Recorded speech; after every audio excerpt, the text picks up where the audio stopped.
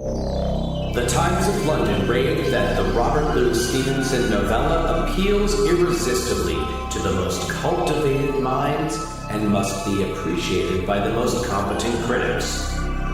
Dave Kerr of the Chicago Reader called the 1941 film adaptation sober and turgid, but far from unwatchable, thanks exclusively to the caliber of the performances.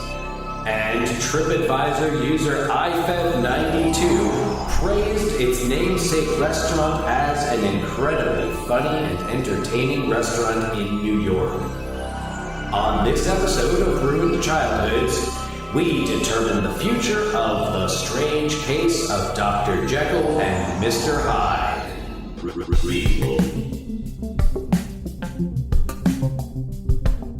Sequel.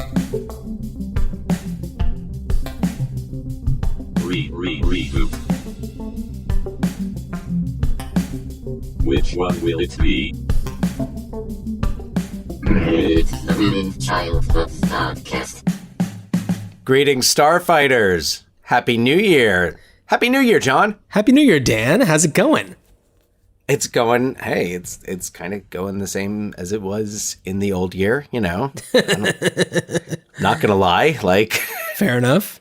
I mean, but it's going with that. That said, all is well. And how are things by you, John? Things have been okay. I, as you know, but our listeners don't know, I bit my lip really bad like a week and a half ago. And we recorded our last episode after that had happened, but it got worse and worse. And I haven't been able to do much lately. So I finally feel okay now. And so I'm happy to be recording this, but yeah, I'm sorry. I don't think I knew about this when we recorded last. Because it wasn't that bad then, and it just got worse and worse. When we recorded last, you had just gotten over losing your voice. That's also true. Was that last time or the time before that? Anyway, it doesn't matter. No, it does matter, John, because I'm worried. I am worried that a hex. A curse of some sort. I do have a curse, and it's called living with a toddler.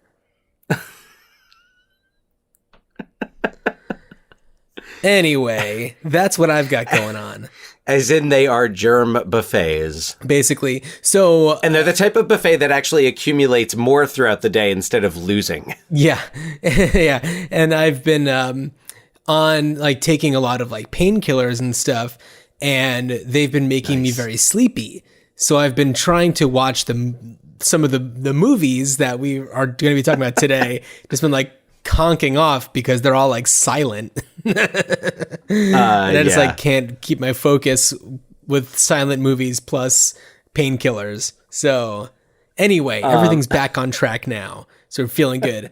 Gotta say, by the way, I'm still riding off of a high from recording our last episode. I really enjoyed talking about My Blue Heaven.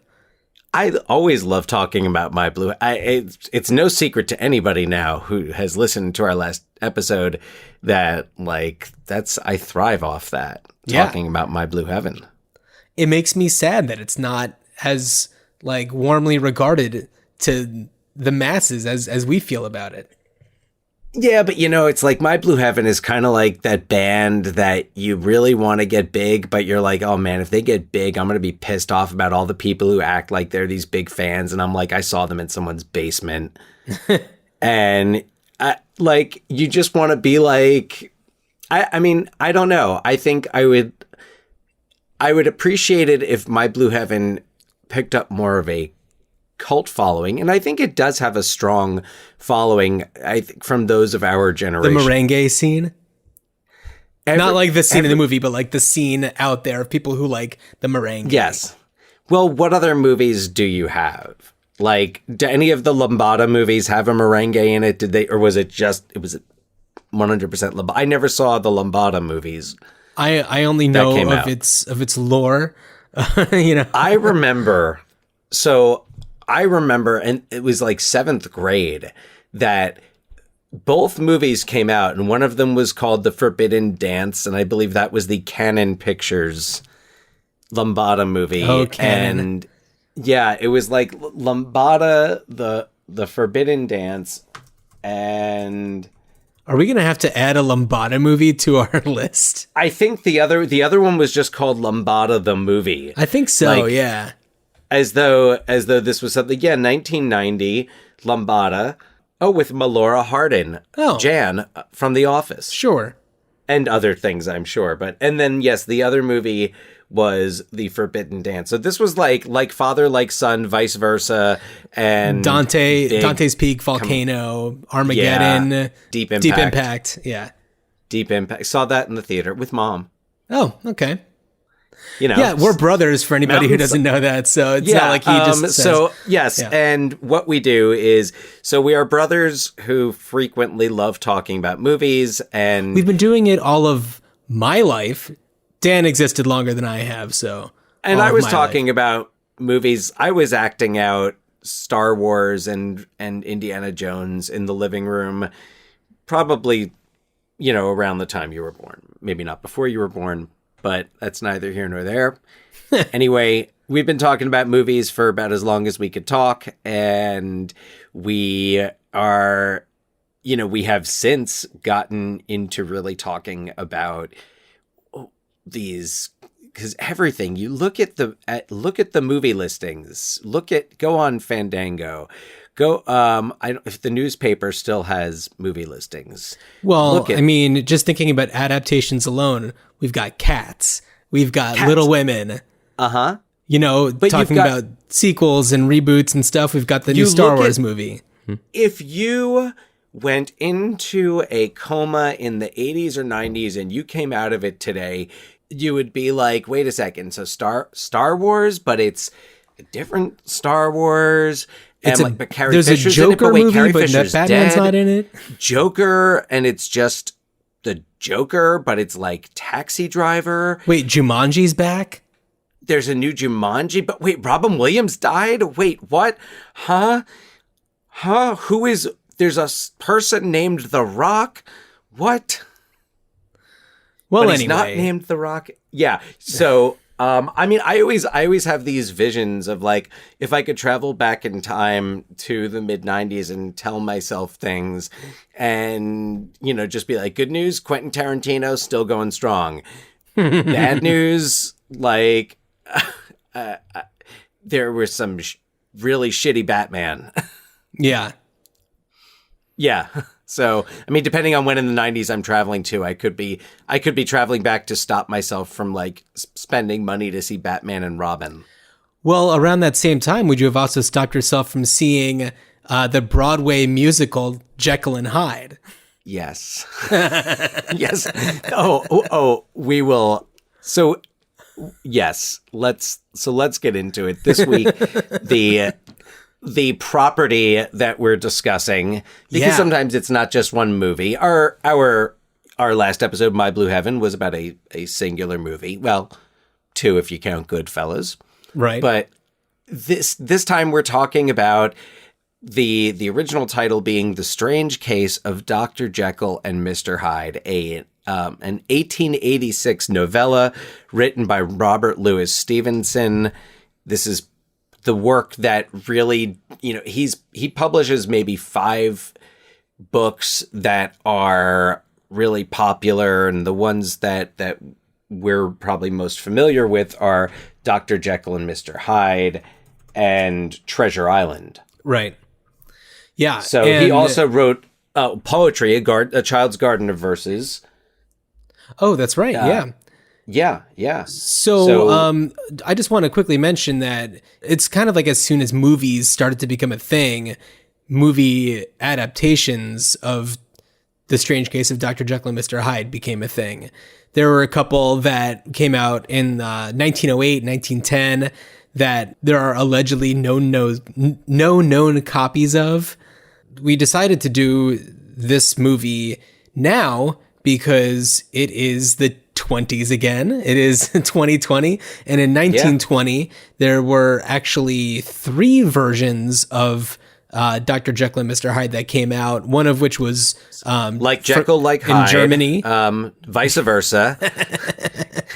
Hyde. Yeah, but there was the John Barrymore one, which is probably the more well-known of the two American ones. The other one was directed by J. Charles Hayden, and that one starred Sheldon Lewis as Dr. Jekyll and Mr. Hyde. And Sheldon Lewis. Yeah, I did watch a what little was bit he in? He was in something with Margot Martindale, who's in Lorenzo's Oil. So, yeah, folks. I don't think that that's we're gonna. what happens. Well, I mean, I'm sure that we can. Let's see, Michael Caine. No, John, I've got it. I've got it. Because in the 1990 TV movie version starring Michael Caine, he plays opposite Cheryl Ladd. Cheryl Ladd appears as herself in Walk Hard, the Dewey Cox story, in which Margot Martindale plays Dewey Cox's mother. Margot Martindale, that's right, who's in Lorenzo's Oil. That's right. And there is our connection. There is our connection to Lorenzo's Oil. I'm sure there's more. So there's been, a ton of film adaptations.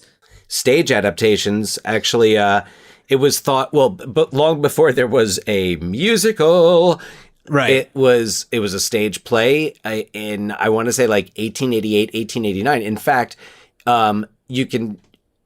there's a connection. It is thought that Jack the Ripper modeled, I guess, his style after the portrayal of this of Hyde in this London production. Huh. That's very interesting. Yeah. There were 123 film versions. And if, why don't we just quickly go over a very brief synopsis for anybody who's unfamiliar with Dr. Jekyll and Mr. Hyde. But essentially, and this is going to be very quick, it's about a scientist who creates this potion that unlocks a person's inner demon, its other half. And when he tests it on himself, it kind of takes over, and there's a back and forth between the two different personas. Dr. Jekyll, the good one, Mr. Hyde, the bad one. Mr. Hyde gets into some crazy mischief. If I can add, because I do think it's an important plot point, okay. He experiments on himself due to the fact that he's not, at least as far as I know it, because I think each version of this really takes it in a different direction. But from what I was to understand, he doesn't get, like, he wants to use a prisoner or someone in an asylum to experiment on, but he's not granted permission. And I think he's had a falling out with his former mentor. Is that accurate of the original text, or is that just some of the, because I know that there's been a lot of liberties taken, like the original book, it really follows a lawyer in London who's investigating odd things that are going on with this guy, Dr. Jekyll, and this other guy, Mr. Hyde. And those things, I think his name is Utterson, and those things kind of come out, and that character kind of gets omitted from a lot of the adaptations. I'm sure there are some that are true to the text, but actually, as I'm looking at it, I'm sorry, I don't think that is accurate. I think that was something that was added in later. Yeah, I mean, entirely possible. All right, go on. Oh, I mean, that's John. pretty much it. I mean, in the John Barrymore version, Mr. Hyde kills somebody, and it kind of fills the entire city with terror. And when it is discovered that Jekyll and Hyde are the same person, because Dr. Jekyll also sets up in his will that everything is, if he dies, to go to Mr. Hyde. And that is, I believe, and I think this is accurate to the text, because he eventually realizes that he is not going to, because like he reaches a point where I think his serum, he has to make, he like runs out of one of the elements to make it with. Oh, yeah. I might have dozed off during that part. It's the thing that turns him back. Well, I'll be honest with you, John. I haven't watched it I haven't watched a version of it beginning to end. I've watched bits and pieces of the John Barrymore, of the Michael Caine. I've been listening to the original concept recording of the musical, which I'll talk about the difference between that and the Broadway cast recording in a little bit. But I've just kind of been like dipping in and seeing that like, oh, wow. Okay. So in this, he is engaged to Lanyon's daughter. And in this, he's engaged to Lisa Carew. Right. And in this, like, and I don't know, it's really kind of, I don't know if there's necessarily been a like straight up faithful adaptation. I mean, out of the 123 film versions, the like 20 or so stage adaptations, the different TV versions. I mean, there's also just Wikipedia calls them spoofs and parodies, but some of them aren't necessarily parodies. They're just different. Dr. Jekyll and Ms. Hyde. And Ms. Hyde, yeah. Tim Daly turns into Sean Young. Yeah. I just want to quickly highlight some of the TV versions just to go over the trajectory. And I'll start with the one in 1968. That one starred Jack Palance. In 1973, there was did you see it? No. I mean, I saw that existed. I'm sorry. This is a tangent, but it's okay, go Jack ahead. Palance. Sorry, you just reminded me of this like hilarious thing that happened the other day. And so I have a 5-year-old. So when John speaks 5 3/4. Thank you very much. 5 and 5.75-year-old as of today. And she said to me the other day, and I forget what context this was. I think she had just gone to the bathroom, and she actually said to me, she says, "I poop bigger than you." And she's never seen City Slickers, nor has she listened to this podcast or heard me quote City Slickers at any point. This guy is not normal, I'm telling you. Did you see his eyes? He's got crazy eyes. He's a lunatic. I'm telling you, we are going into the wilderness being led by a lunatic. He's behind me, isn't he? Time to turn in. Good night.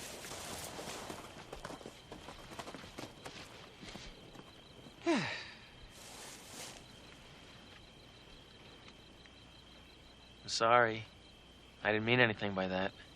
I crap bigger than you. So she unknowingly made this great City Slickers reference, and I just imagined her. I was like, could you do it again? But like Jack Palance, or like, I crap bigger than you. That's funny because my 2.5-year-old called me Chicken Dick, and she's never seen Roadhouse before, so. You see, I'm staying, and you're going. Oh, really? That's right. Sit down. Come on, Dalton, you and me right now. Right now! What's the matter, you chicken dick? What are you afraid of? Me? That it, Dalton? You scared to fight me? You big, bad Dalton. What do you want, to kiss and make up? I'm kidding. No, Did she try to rip your throat out? Yeah, I'm kidding though. She did inform me tonight that she has a butt. So that's extra. Read all about it. So in 1968, we had Jack Palance TV version. In 73, we had Kirk Douglas. In 1989, there was a Laura Dern and Anthony Andrews version. I'm very intrigued by that. Anthony Andrews? I don't know who that is, but it's somebody. But Laura Dern. And then 1990s, the Michael Caine version. And then in 99, Francis Ford Coppola produced one with Adam Baldwin, who was on the show Chuck. 2007. Not connected to No. William and Alec Stephen. William? Billy? Yeah. Are we still calling him Billy? Yeah, we are. Billy Baldwin? We are still calling him that. I believe the poster for Backdraft says William, but 2007, there was a BBC serial that was called Jekyll. And then in 2013, do you remember this one? There was a TV series called Do No Harm. It was the poster had like the surgeon that had the hands up, and the hands had like a different face on them. And it's with Stephen Pasquale, and it's a medical drama about a surgeon who turns into this other person like in the middle of the night. oh, yeah. I remember seeing the Okay. billboards all over the place, but it's technically a adaptation. Is that still on, or did that I don't not, think so. No? Oh yeah, there we go. He's got the hands up like he's playing peekaboo. Lin-Manuel Miranda was on it, and Sam Levine. Oh, you know who else was on it? Michael Esper, who I went to Rutgers with. Oh, Was in my well, there you go. my acting class at Rutgers. Michael Esper, nice. He was on. He was great. He was in that show, The Family, with Joan Allen. I don't know. Did you see that? No. Nothing to do with Jekyll and Hyde, but it was a really cool show. It lasted one season. My friend Lynn had a spot on that. Oh, very cool. Way to go, Lynn. Oh yeah, interesting. Felicia Rashad was on this. Oh, okay. Yeah, it was a thing. It Real was like a deal. network drama. Yeah. Yeah. I'll have to check that out. I guess I didn't do my research. And then there was also, a ton of different comedic portrayals of the Dr. Jekyll and Mr. Hyde story. There in 1924, there was a silent Stan Laurel film called Dr. Pickle and Mr. Pride. There was Stan Laurel. Just Stan Laurel. It's like, fuck Hardy, I'm doing this one on my It's own. just Stan Laurel. And then there was a Daffy Duck cartoon called The Impatient Patient, where he meets Dr. Jekyll. And then there was a Tom and Jerry cartoon called Dr. Jekyll and Mr. Mouse in 1947. Let's see, I'm just kind of breeze through some of the more notable ones. Abbott and Costello Meet Dr. Jekyll and Mr. Hyde was a 1953 horror comedy that had Boris Karloff, who played Jekyll, and then Eddie Parker was Hyde. And then there was a Sylvester cartoon, Looney Tunes cartoon called Dr. Jekyll's Hyde. I was so hoping that you were going to say there was like a Sylvester Stallone version, which I know I would be aware of it if it existed, but man, there's some casting. Yeah, right. It's appeared in Scooby-Doo. It can be argued that the Nutty Professor is a Dr. Jekyll and Mr. Hyde. Oh, definitely. Yeah. Well, I mean, when you start getting into it, the Hulk, for sure. It's really fascinating. I'm just kind of breezing through some of these here, but there's a Tim Daly, Sean Young, Dr. Jekyll and Ms. Hyde. I mean, a lot of superhero, the character of Two-Face and Batman is it's a similar concept. There's a 2003 direct-to-DVD erotic film called Dr. Jekyll and Mistress Hyde. Just saying. I am certain that there are numerous adult film versions of Jekyll and Hyde, and I'm certain there's one in which Jekyll and Hyde have sex. I cannot vouch. I have no evidence to back this up whatsoever, but if nobody has done it, come on, people. Where is the creativity and imagination in pornography? Yeah. Well, anyway, this is clearly a property that there's no end to people taking from it and doing their own takes on it. So why do you think that is? I mean, it's probably the first time that there was that type of thing where kind of exploring a split personality, at least told in fiction. Yeah. Okay, but then anything from that is probably, I don't know, at least in some way referencing Dr. Jekyll and Mr. Hyde. I almost said Ms. Hyde. If it's post 1995, sure. Yeah. But, and if you're like, wait a second, that's based on a book and what, huh? Like, I just thought this was a brilliant movie. I mean, I think that because it was adapted into so many different things so early on, it became a part of common culture internationally, and it's been this type of thing that everybody has been just trying to do a different take on. And when you say things like the Hulk, I mean, probably, but I'm sure that there could be arguments that it wouldn't be, but because Well, it does I have to think do the with Hulk- a split personality. The Hulk is much closer to Dr. Jekyll and Mr. Hyde than most of the adaptations. It's a scientist who he's got and I know that there's something between him and Lanyon in this, and it kind of deals a little bit. You've got like, Banner's relationships with, Colonel Ross and Betty Ross, and I'm not the biggest, I apologize to people who are aficionados of the Incredible Hulk, but I know what I know. And that's it. But I feel like, especially, and I know like the movies, the Ang Lee movie was really the only one to do an origin story for the Hulk. I feel like the Edward Norton Incredible Hulk kind of picks him up already. Hulkified. He's Hulk. He's already hulking out. And then he hasn't had a standalone movie with the Avengers. So, but I don't see them doing a prequel or doing an origin story. Yeah.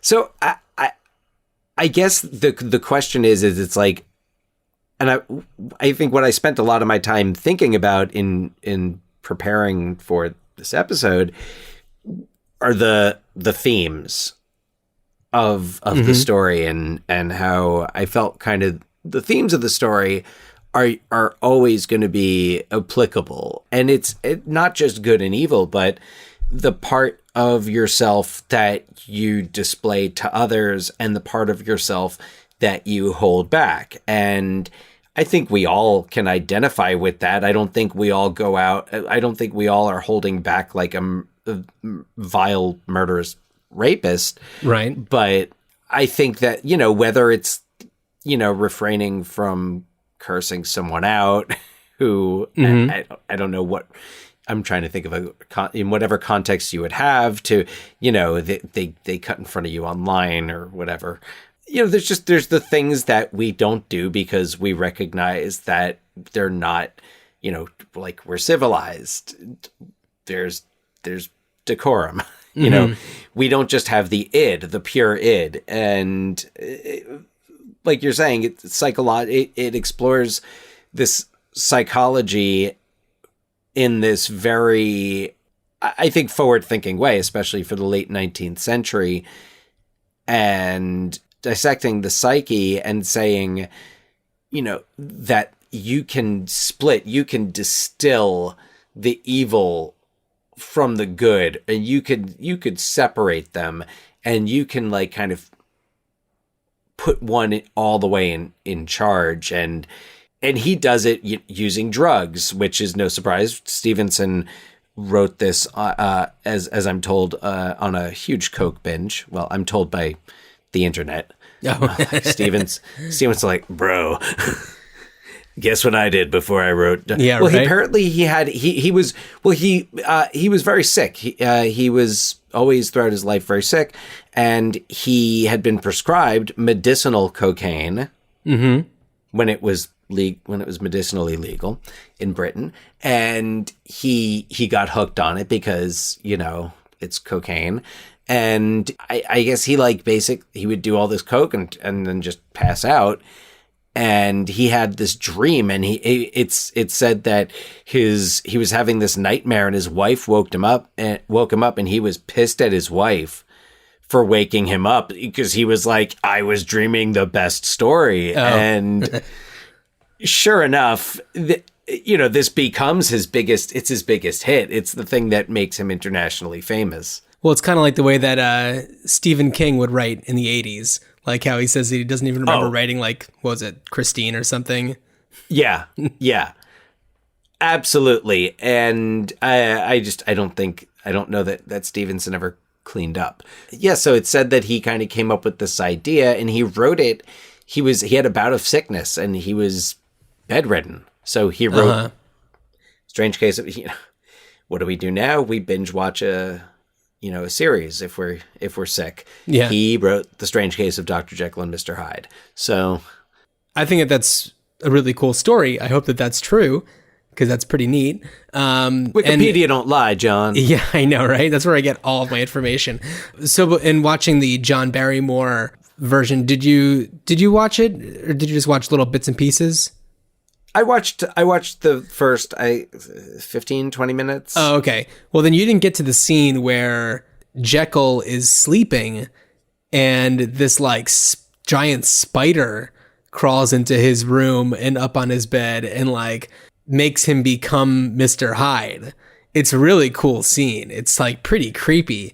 And it reminded me a lot of like Twin Peaks with like Bob and the way that he would like lurk and creep and kind of make somebody become the demon version of themselves or get possessed by him. It reminded me a lot of that. I know there are a lot of differences in Twin Peaks and Mr. Hyde, Dr. Jekyll and Mr. Hyde, but there were a lot of similar elements. I wouldn't be surprised. I wouldn't be shocked at all if David Lynch was influenced. I mean, look at Eraserhead. Look at the style, the visual style of Eraserhead. I wouldn't be shocked at all if David Lynch was a fan of this adaptation. So that leaves me. Oh yeah, and then the musical. We got to talk about the musical. So in 1990, this musical was written, and that's how it started. And it was, I believe, started in Texas. Maybe is where it was. I don't think so. I think it was because it was Leslie I am not going to pronounce his name correctly. Leslie Bricusse, who had done Anthony, and I think Anthony Newley, and Frank. Never mind. Frank Wildhorn, with a book by Leslie Bricusse, lyrics by Frank Wildhorn, and I believe they did the songs for. Frank Wildhorn wrote Whitney Houston's hit "Where Do Broken Hearts Go?" And there you go. But I want to say that they also, they did the Scarlet Pimpernel, Dracula the musical, and Leslie Bricusse. Sure, whatever. Just stick with whatever you decide. Did wrote Goldfinger, wrote a bunch of the some songs from Willy Wonka and the Chocolate Factory. What Kind of Fool Am I? Really, really accomplished. And it had its world premiere run in first Houston, presented at the Alley Theater in Houston, Texas. Look, I wasn't crazy. But this was not the original. Oh wait, yes, sorry, it was. I'm thinking of no, but then it I guess the revival did as well, or what became the Broadway production. Right. So there was there was the 1990 version, and then according to Wikipedia, there was a 5-year hiatus. It returned to Houston, and then from 95, it started to do a national tour from Dallas to Baltimore, and eventually leading up to 1997 when it went to Broadway. Yeah. Now, I had a bunch of friends who were big musical theater people, and they were really into the concept recording of Jekyll and Hyde. Which I'm trying to find some more information for that, but I think that was recorded in 1990, and it has all of these great songs in it. It really has it puts a lot of focus on the class differences. Well, there was a big focus on class difference in the films in 1920. Because Dr. Jekyll also worked at he did free healthcare for his clinic, children of the poor. Yeah. Yeah, he does. He's Medicare for all. Yes. Oh, yeah. Dr. Jekyll. Oh, yeah, he would have. So you see a huge class difference in the movie because all of his cohorts, all of his buddies are all these aristocrats. They're these people who are pretty fancy folks. Well, and that's in the song, or that's in the book, and then that's in the musical. There's this great, the big first scene. It's going to be it's his engagement party to Lisa Carew, right? And at the opening of it, you just have these characters that are all gossiping about each other, and they're all like they all are hiding these awful secrets, which shows. What I love about it is it's really funny, and it's also poignant in showing how the upper class can think of themselves highly, but their behavior doesn't merit them that at all. And it also shows that duality, that two-facedness of, you know, I will look at you and smile and compliment everything about you. And then when you turn your back and you are 10 feet in another direction, I am going to talk a tremendous amount of shit about you. Yeah. So I thought it's like this great song called Bitch, Bitch, Bitch. And it's fantastic for all those reasons. It's got the famous songs. This Is the Moment. Oh, so This Is the Moment was an OG song? This Is the Moment was an OG song. Yeah, I definitely remember hearing that song. Because that was like the hit of the musical. Well, I always wanted to, and I would have had no forum in which to do this, but I always wanted to just do a parody of it where I stand on stage just with a box of items and pull them out and just like, you know, this is a horseshoe. This is a glass. You know, it's funny because I haven't thought about the Jekyll and Hyde musical since 1998, let's say. Give me a few months or a year to let it disappear from my mind. But as soon as I saw the title of the song, This Is the Moment, that got in my head. And it's just like it was just sitting there waiting for all of these years to come back out and haunt me. Wow. This show really had an impact on you. Well, I mean, let's see. I was, a teenager, and I was going to see a Broadway show. We would usually go as a family once a year for our mother's birthday, and we went to go see this. It was, I believe, in previews when we went, actually. Uh-huh.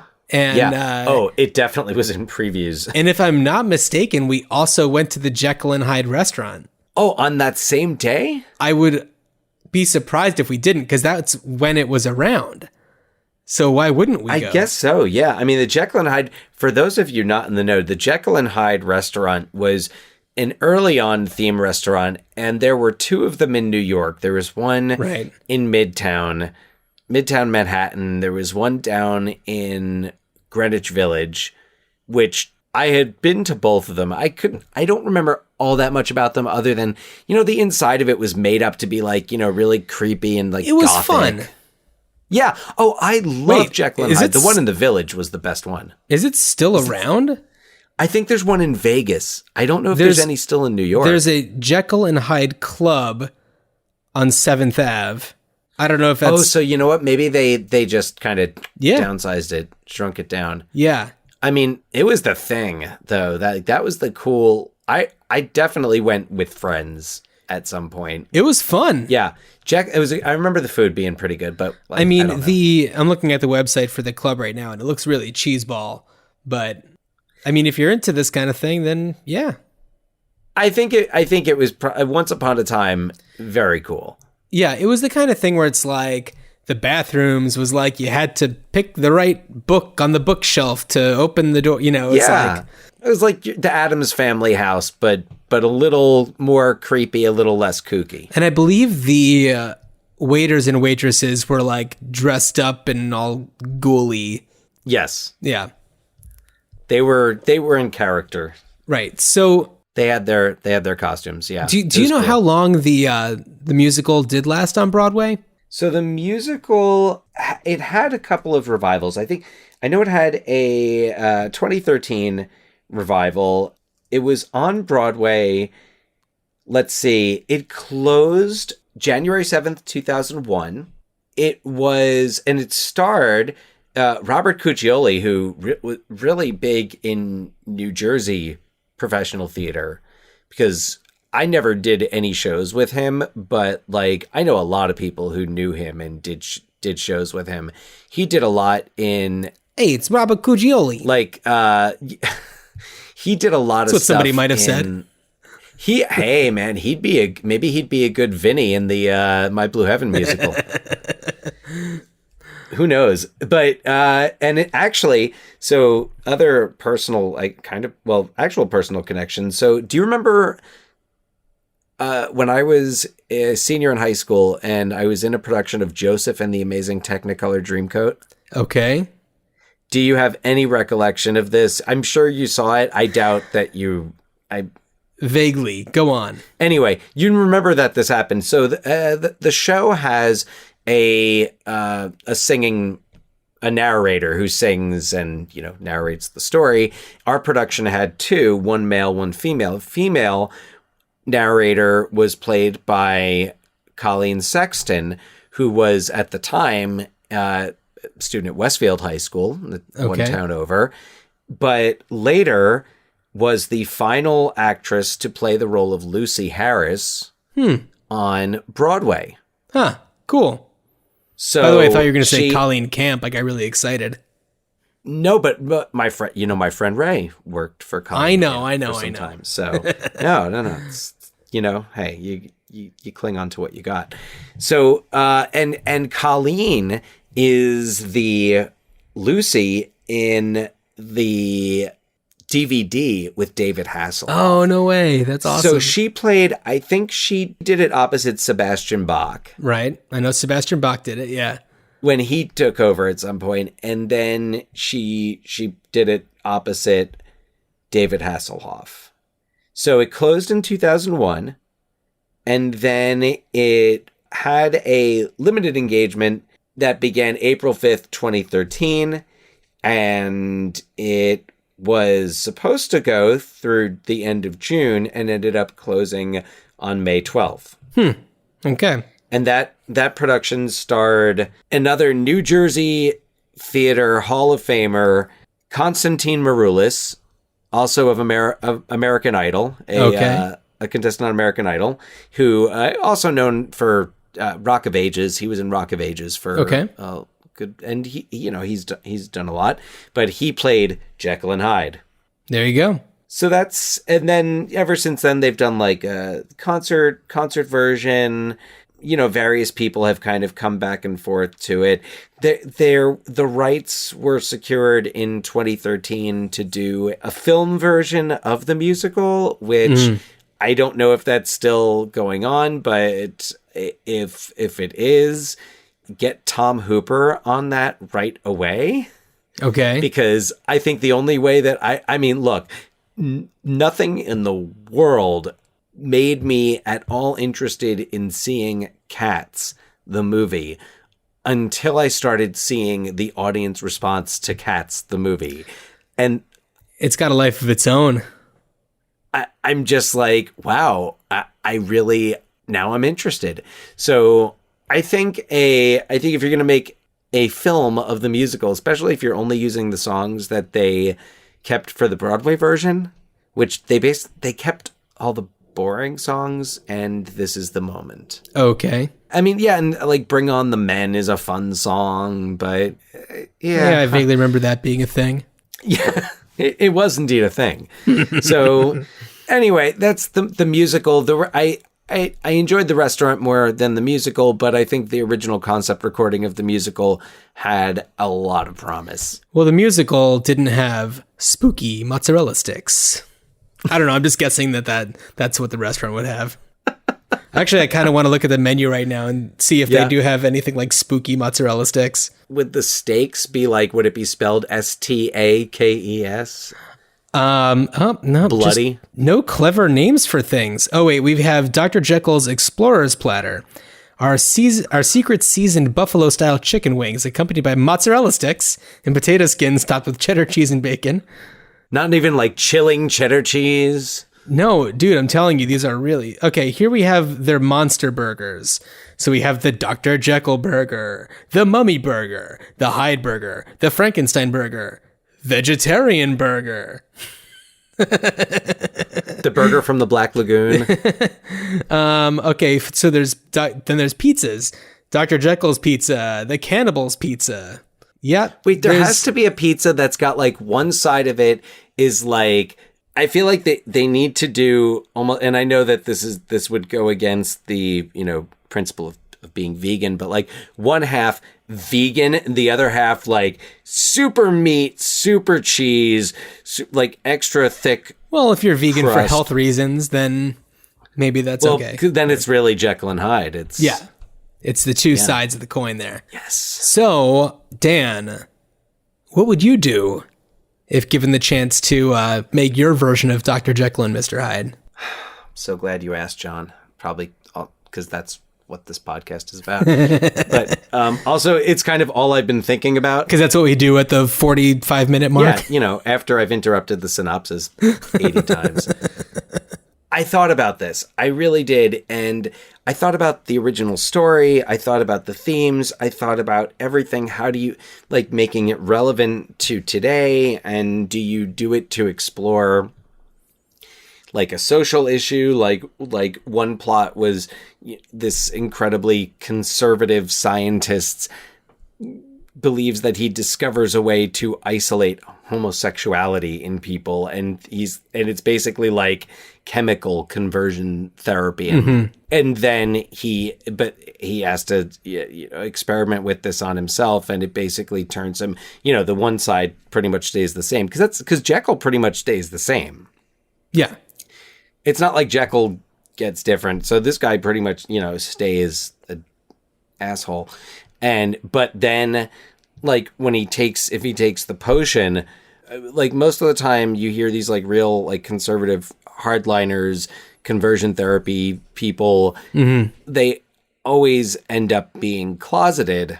Right. And repressing that. So it's like, what if, like, Mike Pence was a scientist and made this and then drank it, and, like, he goes from just being, like, the regular Mike Pence that we all know, and then he becomes like Pride Weekend Pence, like 24/7.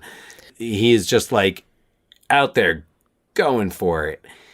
But then he's conservative. It becomes this whole, like, it's almost like a cross Jekyll and Hyde where Hyde is awesome. Jekyll sucks. Yeah. So I feel like the ending... That's interesting. And you keep the ending where he doesn't turn back, but he doesn't turn back, and it's not because the medicine just keeps its effect permanently. It's because he accepts who he is at the end. And, I'm not saying, he just completely changes forever, but, like, I think that it ends with that, can end with that resolution of... sometimes forcing something out is like, there's different ways to force things out. Where, he starts off saying, I am going to force the homosexuality out, and it does come out, but it's him. Yeah. So it's bringing it out to the public. That was one idea. And it's like a lot of the interpretations of this at the time, well, not just at the time, but also, like, there's a lot of interpretation that this was about sexuality, and this was about, like, because the Hyde kind of represents, if you look at it from the idea of the id, the ego, and the superego, you have the id that is just like our primordial nature. It's, infants, and just following every impulse without any caution or regard whatsoever. That's the id, and then the ego kind of keeps that in check, and then the superego, I guess, if I remember correctly, kind of keeps them all. It's like checks and balances. Yeah, you got checks and balances. You got to let your crazy out a little bit.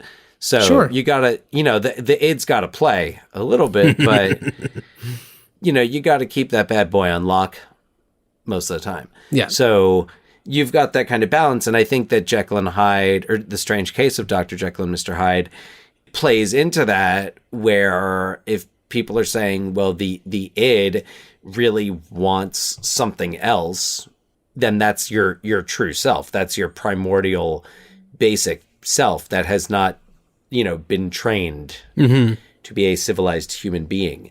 So it's why Hyde just is, and it's, in the case of this story, which is, here's where you'd want to kind of be faithful to it, in the case of the story, it's the pure evil and the violence and not necessarily who Jekyll is as a person. It's just that basis nature of him. Right. So I was thinking about that. There's all sorts of things you could do with this. I mean, if you think of personality altering drugs, you consider military research. I mean, but then it plays like a comic book movie. It plays like a Marvel movie. Right. Whatever. With a touch of like Manchurian Candidate. Yeah. Yeah. Yeah. Honestly, I think where I'm landing on this, and there's a ton of variations that you could do on it, but I kind of think a faithful adaptation, like a faithful readaptation by somebody who has a real knack for tone and for the psychology of a story. And I'm thinking like an Ari Aster, maybe a Jordan Peele.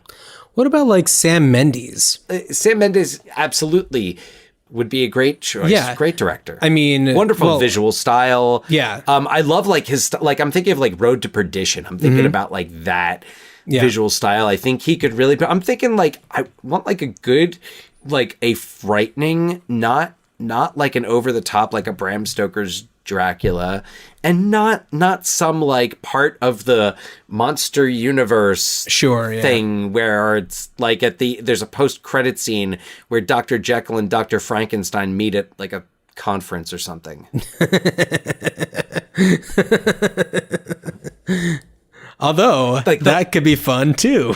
Well, but then it's also the League of Extraordinary Gentlemen. I mean, isn't what that was? Pretty much. Isn't that what that was? Yeah. So, and I would love to see the other takes on it, the satirical take regarding our ultra conservative scientist or politician or both. He's a political scientists. Yeah. Because that's the thing. But I think a straight up readaptation, somebody who knows tone, a Sam Mendes would be fantastic, but not somebody who's gonna. And I think another reason why I like Sam Mendes as a choice is I don't think he's gonna overstyle it. Right. And he's gonna let the story be the star, not the style. Yeah. I'm just thinking about how he took the James Bond franchise and it actually made you think about the psychology behind, what happens to somebody when they're messed with by their government for so long and the repercussions of what happens to them. Well, I mean, he made I would say my favorite Bond film, Skyfall. Skyfall's great. Yeah. Gotta love Skyfall. Yeah. Love Skyfall. And I don't know if you've seen, I doubt you've had a chance to see 1917, but it is fantastic. Yeah, not yet. I have not seen it yet, but you tell me Sam Mendes is making a movie set during about like World War I, during World War I. I would be shocked if it wasn't fantastic. Yeah, it's so good. I'm glad you like my thought for the director for your idea. I do. I really do. And I'm sure there's a lot of other great directors out there who could do it. Like, I mean, I would be curious to see a Rian Johnson take on it. I don't know if it's exactly what I have in mind. I feel like anybody wants to see a Rian Johnson take on anything right now. He's very clever and thoughtful. You have like Joseph Gordon-Levitt as Dr. Jekyll? Oh no, so casting. Well, so if you're doing a faithful adaptation, Jekyll's supposed to be around 50. Mm-hmm. There were a lot of people I thought about. Andy Serkis. Okay. Well, and not because it's like, because of course there's going to be computer animation, but actually not, because it's like, I bet you could do less of that because the guy is just such a strong actor. The guy's such a great actor that I actually think he could really pull off the two sides, Jekyll and Hyde, without a whole lot of digital assistance. Right. Yeah. So, but I mean, I think he's around that age. Hugh Laurie. Uh-huh. I love Hugh Laurie. I'm surprised Hugh Laurie hasn't done this so far. And I wouldn't be surprised if you found that, oh yes, Hugh Laurie did a production of Jekyll and Hyde somewhere. Right. But if you're looking for someone in that age range, that's where I land. How about you? What do you think? So what I would do is I'd actually flip things around a little bit and have it be about a scientist, not Dr. Jekyll, but somebody who believes the opposite, well, kind of the other side of what Dr. Jekyll believed, which is that everybody has these two sides within them and you can unlock the other side. Whereas you take somebody who's truly an awful, vile monster and give them this serum, whatever, and it turns them into the good version of themselves. And it's trying to... So it's Dave? No. I thought about Dave. The only reason why I brought that up was because I meant to bring it up earlier, and you reminded me. Dave is different because it is two different people. Yeah. But they just look identical. Yeah. And yeah, so you take somebody and it's a way to get away from the prison system. It's rehabilitating people by turning them into the good versions of themselves, by putting up those filters that maybe these people don't have, or, taking those thoughts that they maybe have that they've been kind of pushing away and bringing them out. Of course, things go very poorly and the other side comes back out. It has to. It would be a movie and bad things happen. And I would make it with Christian Bale. So, wow. Okay. So awesome. Christian Bale. Great choice. Also because so much of American Psycho, and not just the movie, but the book as well. Yeah. It connects to this story. And I think he's also an actor who could play both extremes really well. Mm-hmm. And it's funny because as you're describing that, you made me think of another, as over the course of my week, just thinking about these things. And I kind of was thinking, I was like, well, what if you took someone and tried to go the reverse on them? And then I thought to myself, I'm like, well, I love that movie. That's A Clockwork Orange. Yeah. Where you take totally Alex and you lock him up. I mean, it's different, but it's but that's also how they're trying to, it's part of the background is the whole government plan to, reduce the prison population. Oh, yeah, that's right. There you go. So by brainwashing them, so it's not the same thing. Yeah, similar. That was where my head went when I was kind of thinking that direction. Who would you'd have Christian Bale starring. Who would you have as the creative force behind it? It'd be nice to somehow involve Drew Barrymore just to kind of have the family connection, but I don't think that I don't know, she'd be the person to direct it, say, maybe just be in the movie. She could produce it? Yeah, sure. She's got some pretty good producing chops. Good question for I don't know. I always think when would you have it set? Like present day. So present day, and Christian Bale is like what? Who is he? He's a scientist? No, he's the person who it's being performed on. He's like the test subject. Oh. Yeah. So he's a prisoner? Yeah, and the scientist is obviously Oscar Isaac. Yes. I had Oscar Isaac on my list. Let me hold on. I haven't looked at it. Yeah, totally. You know what, John? And I'm surprised you haven't mentioned him, Michael Shannon. Michael Shannon would make a great Jekyll and Hyde, and as would Kiefer Sutherland. Kiefer Sutherland. I don't know if I agree with that one completely. I don't know if I do anymore. Sorry. Yeah. I guess I should say if this was the 80s or 90s, then yeah. I think I'm thinking like late 90s Kiefer Sutherland, but yeah, or I was thinking also if you decided to kind of gender swap, I was thinking some good Jekylls would be like Toni Collette. Mm-hmm. Toni Collette's great. Because she can do anything. Toni Collette, Charlize Theron, I thought was kind of an obvious, just because she is also so versatile and has actually like basically done this by playing Aileen Wuornos in Monster. Yeah, she was just total Hyde the whole time. Right. Have you ever seen that? Yeah, it's great. Holy shit, that movie's amazing. I can never watch it again, but damn. Like Viola Davis. Mm-hmm. Imagine seeing like someone like a Viola Davis just totally like let That'd be loose. interesting. Yeah. Yeah. So yeah, just kind of some thoughts I had in regards to that. But yeah, who would be the good? Well, if it's Christian Bale, why not get him back together with Christopher Nolan? Oh, I thought you were going to say David O. Russell. Well, I don't know if David O. Russell would be right for this. What about McG? You say McG? Sorry, I was drawing a connection because McG directed Terminator Salvation. Oh. And I forget if that's. I don't think that's who Christian Bale like ranted. When I said, "Did you say McG?" I got a pang of terror that you didn't say McG, and that I would have been the one that brought up McG.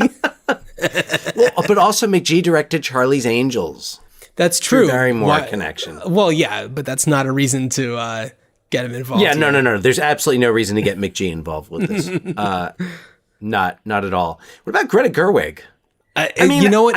I don't know if I could say no to that because we haven't yet seen her full potential. The breadth of her talents for directing. But like, I'm getting the sense though with Little Women being a pretty different film than the others that Have you seen it made. Yet?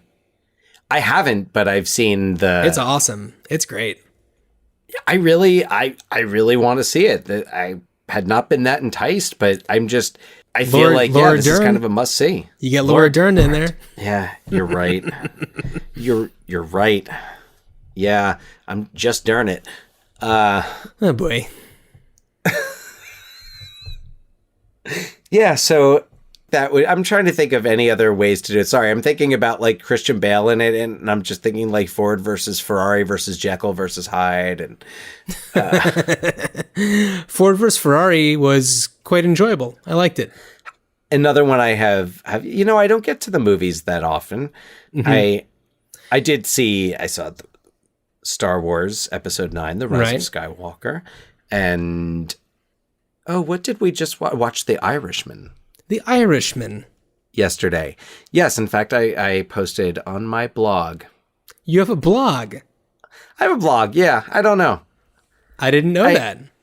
Yeah. I just kind of started using it. Okay. So, yeah, I don't know. I had some thoughts after The Irishman. I'd be more than happy to share them now. We're not talking about Dr. Jekyll and Mr. Hyde, but... I know that you are more of a Scorsese fan than I am. Yeah. So I'm sure that we have different opinions on it. I don't think this is the place to talk about it. Okay. No, I have it boiled down. I've got an analogy. Okay. Yeah. So anyway, you check it out. All right. You want to plug your blog? I was not prepared to plug my blog at all. I didn't think this was going to come up. We'll post a link. Okay, on fine. We'll put up It'll a link. It'll be in the episode's description.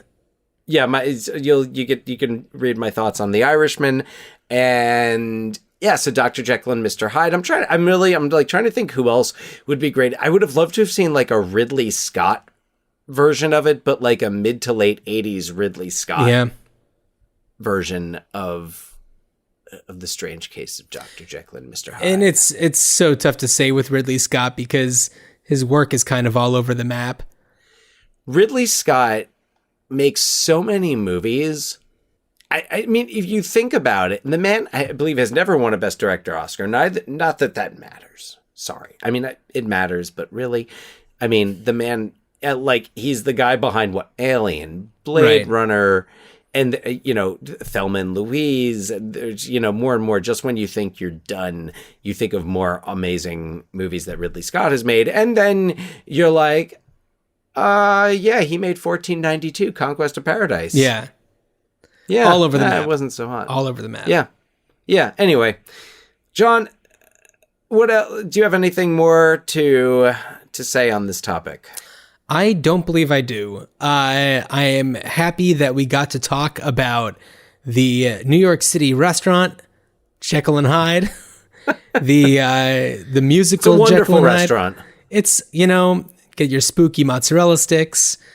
No big deal. It's okay. Get your Frankenstein and even if burger. It doesn't say, and you know what? If you go there, and even if it doesn't say spooky mozzarella sticks on you the order menu, them. you order them. You order them. And you will not get a sideways look. They will know.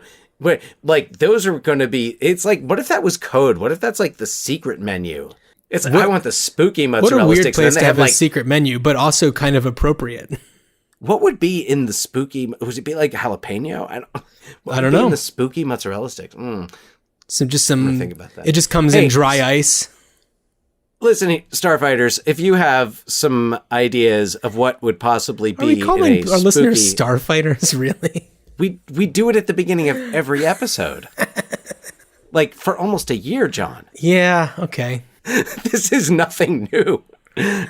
We just don't usually do it at the end of the episode, but please email us with your recipe for spooky mozzarella sticks. Yes. Email us at ruinedchildhoodspod@gmail.com. ruinedchildhoodspod@gmail.com. If you make spooky mozzarella sticks, take pictures, send us pictures. We will post them on our Instagram feed. Yeah, I don't think that's happening in my house anytime soon. But spooky mozzarella sticks. You know what? Actually, I think I might make that happen. Spooky mozzarella sticks. Sure, sounds good. Yeah. So I also want to read an email we got from French Fry Phil. Awesome. So Phil emailed us gents, which I love that he calls us gents. So nice. Better than the boys from nowhere. Should I say should I say that rather than Starfighters? No.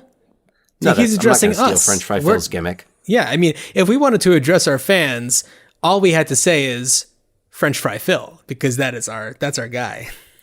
So anyway, French Fry Phil Apologies to any of you who are not French Fry Phil. If you want us to know who you are, email us, ruinchildhoodspod@gmail.com, like Phil does, who says, hope all is well. Just wanted to share something I came across on Christmas Eve last week.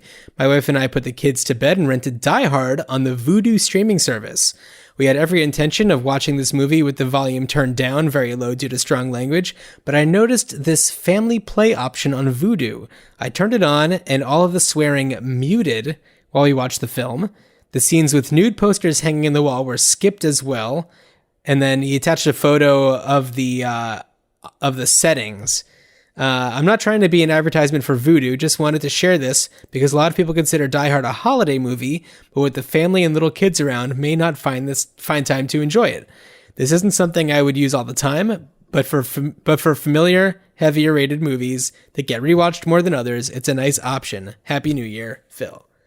Well, thank you. Very interesting.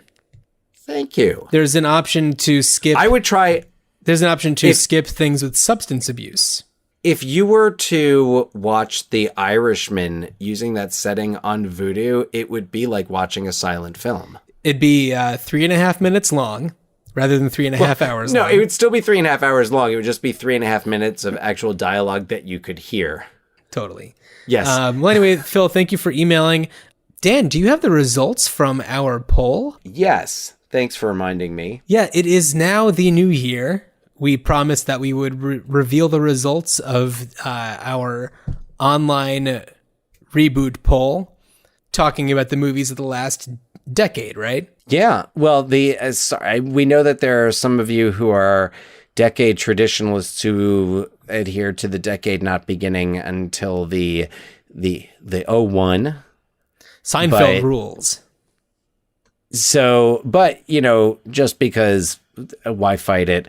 We have, we're going to say, so 2010 through 2019, what were the most popular reboots, remakes, sequels, prequels, and which ones just were not great. And we definitely had some varied responses, but there were some names that certainly came up more than once in some contexts. So the results are... Do I have to put in a drum roll sound effect? Yes.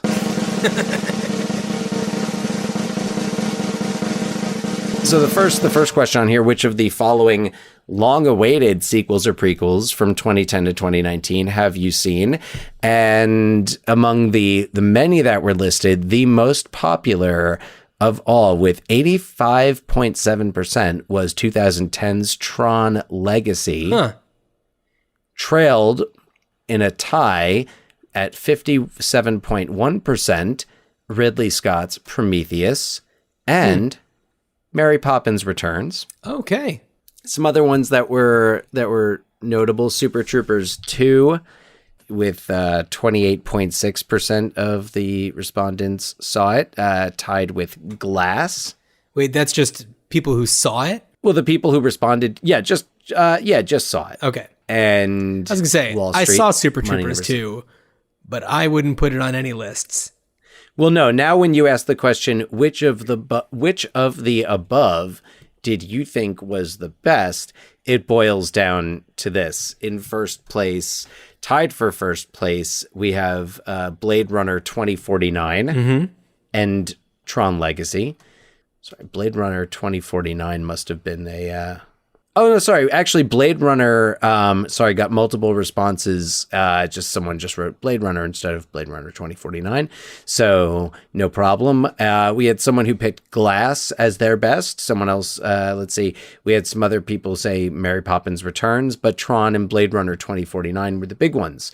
Then, when we get to which of the above did you think was the worst? Well... Let's see. People did not like Independence Day Resurgence. Yeah, it wasn't great. Myself included. Yep. Super Troopers 2 did not do well. Glass had its detractors, as did Wall Street Money Never Sleeps, and Dumb and Dumber 2. Okay. So now we have which of the following reboots from 2010 to 2019 did you see? And we've got...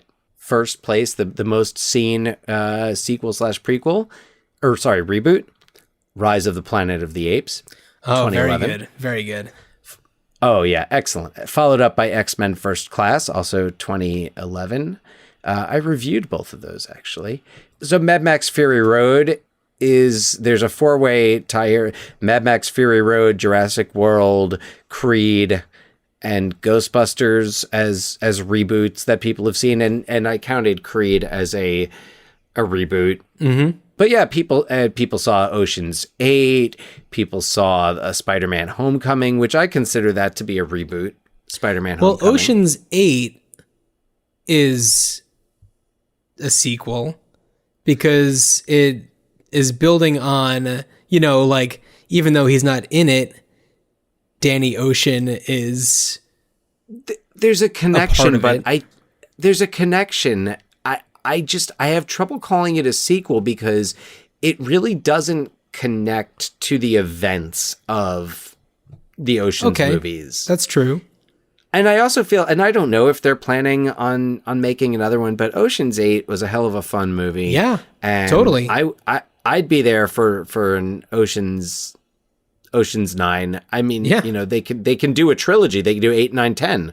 They sure could. Before they have to start worrying about new titles. So the ones that people love the most of that list, of course, Mad Max Fury Road, Rise of the Planet of the Apes, Prometheus. Prometheus ended up on both lists. Okay. Prometheus but Mad Max is it reboots the series. I guess, yeah. Yeah. Because I guess, it's followed up by Covenant. But you got Mad Max Fury Road, Jurassic World, people liked Predators, got a little love in the which did you think was the best? Which did you think was the worst? John, what do you think people thought was the worst reboot of the last decade? Are there options there, or is it just right in? Oh, there were options. Can you read them off to me?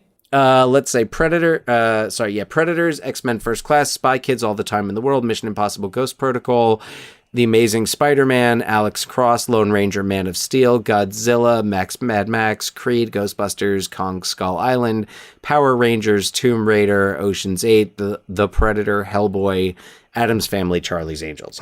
So I would guess probably Lone Ranger. No, and I think the only reason why people didn't say that was because I don't think enough people saw it. I saw it in the theater. Did you? Yes, I did. Man, I was about to ask you how it compared to Cats, but then I don't think you've seen Cats yet. I have not. But Army Hammer, fun to watch. Army Hammer, man. All right. Okay. I didn't see it. I really can't say. So, but Ghostbusters was named the worst of the reboots, which I didn't see all of these. I saw Ghostbusters. I didn't like it. The fact that I didn't like it had absolutely nothing to do with the genders of the Ghostbusters. I enjoyed it. I thought it was fine. It was a fine movie. That's great. But like, I would have probably, like, I don't think enough people saw Spy Kids all the time in the world. I did not even know it was a thing. No. Yeah. I haven't seen any of the Spy Kids movies. Oh man, Spy Kids 1 I also don't is care good. for Joel McHale. Okay. There's that too. So, and then finally we've got all the remakes and readaptations, and just like the question was just which ones have you seen? So you've got in 2010, you've got Alice in Wonderland, which a lot of people saw that. Yeah. I saw that in the theater. I might have. Saw that in the theater. Yep. So we have that one. We've got True Grit, also 2010. Right. The Coen brothers remake. Let Me In, the remake of Let the Right One In, which Let Me In, directed by Matt Reeves, great remake. Not too many people saw The Roommate, which was a remake of Single White Female, which you may or may not have been aware of. Yeah, it exists. That exists. Not that many people saw the remake of The Thing. Not surprising because the original is amazing. Some more people saw the Total Recall remake / readaptation. A lot of people saw Secret Life of Walter Mitty. Mm-hmm. A lot of people saw RoboCop.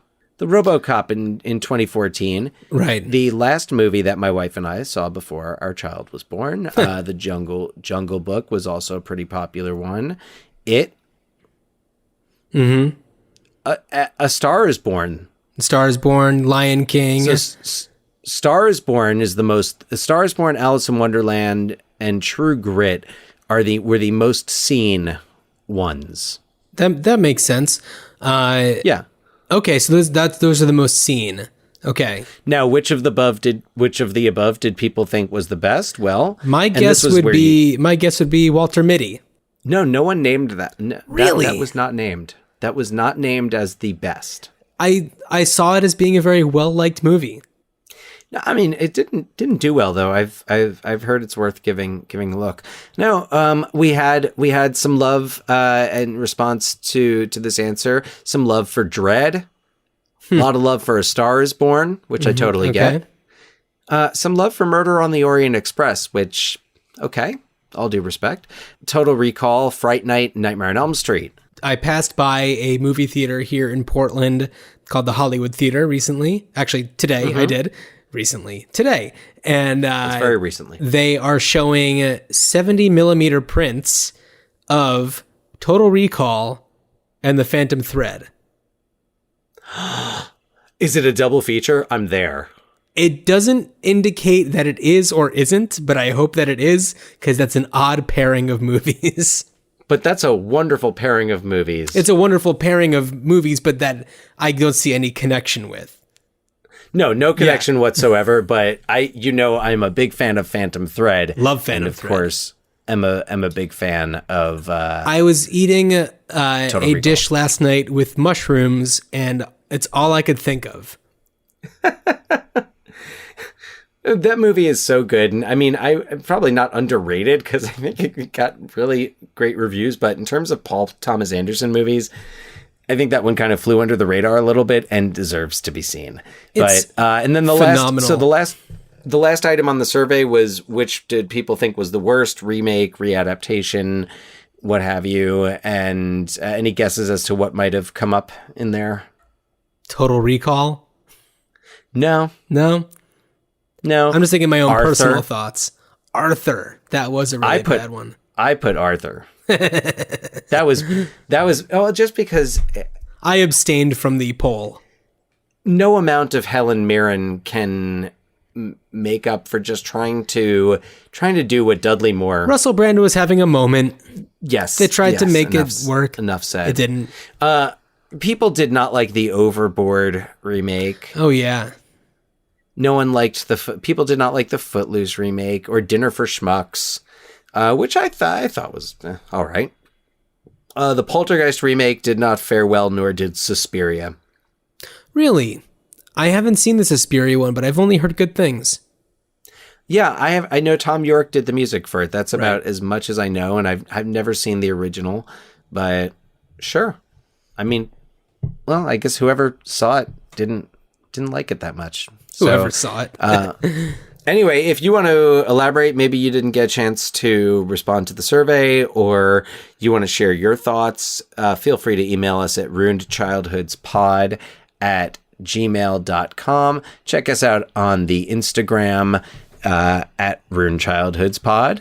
And on that note, the next episode is going to be a movie featuring Ben Affleck, Matt Damon. That's right. We're doing School Ties. Yeah, School Ties by Cole Hauser. If you wanted to extend the tease. But yes, Anthony Rapp, who wasn't in Good Will Hunting. But so it's School Ties. We're doing School Ties. School Ties. Oh boy. It's streaming on one of the platforms out there. It's streaming on currently streaming on Prime and Hoopla. So Hoopla? The library. Yes. Linked one. Great. Yeah, you could get School Ties through your public library, no money required. Well, as we will learn on the next episode, the way in which I first saw School Ties was a requirement. So that's my tease for the next episode. Yes, as I believe it was for me. And all right. On that note, I bid you all a good journey. Good journey.